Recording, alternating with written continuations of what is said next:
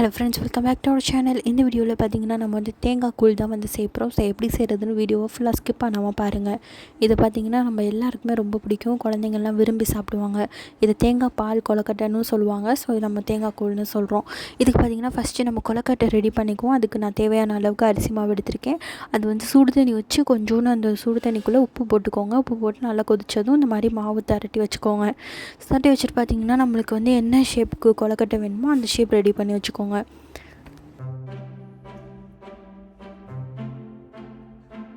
நம்ம பார்த்திங்கன்னா கொலக்கட்டையெல்லாம் வேக போட போகிறோம். ஸோ அதனால் தண்ணி நல்லா கொதி வந்ததுக்கு பிறகு தான் நம்ம வந்து கொலக்கட்டையெல்லாம் வேக போடணும். ஸோ தண்ணி கொஞ்சம் கொதி வரட்டும். அதுக்கு இடையில் பார்த்திங்கன்னா நம்ம வந்து வெள்ளைப்பாகு காய்ச்சிக்கலாம். ஸோ அதுக்காக வெள்ளத்தை பார்த்திங்கன்னா நல்லா நொறுக்கி எடுத்துக்கிட்டாச்சு. ஸோ இப்போ பார்த்திங்கன்னா தண்ணி கொதி வந்துருச்சு. இப்போ நம்ம வந்து எடுத்து வச்சுருக்க ஒரு கொலக்கட்டையெல்லாம் எடுத்து போட்டுக்கலாம் தண்ணியில். ஸோ தண்ணி பார்த்திங்கன்னா கரெக்டாக கொலக்கட்டை இருக்கிற அளவுக்கு தண்ணி பிடிச்சி வச்சுக்கணும். ஸோ அந்த அளவுக்கு தண்ணி இருக்கட்டும். ஒரு 6-7 நிமிஷம் நல்லா வேகட்டும். இங்கிட்டு நம்ம வந்து வெல்லம் வச்சுருக்கோம்ல, ஸோ அதை வந்து பாகு காய்ச்சி எடுத்து பண்ணிக்கலாம்.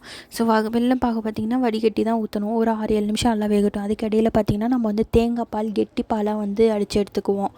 ஸோ இப்போ நம்மளுக்கு 6-7 நிமிஷம் ஆயிடுச்சு. ஸோ இப்போ நம்ம வந்து வெல்லத்தை வடிகட்டி அதில் ஊற்றியாச்சு. வெள்ளைப்பாகு ரெடி ஆயிடுச்சு. இப்போ நம்ம தேங்காய் பாலை புழிஞ்சு விட்டு ஊற்றிக்கலாம். ஸோ அந்த மாதிரி நம்ம ரெடி பண்ணியாச்சு. அவ்வளோதான், சிம்பிள் தேங்காய் கூழ் ரெடி ஆயிடுச்சு. இடையில பார்த்திங்கன்னா நான் வந்து தேங்காய் கீத்து வந்து போட்டுக்கிட்டேன். அவ்வளோதான்.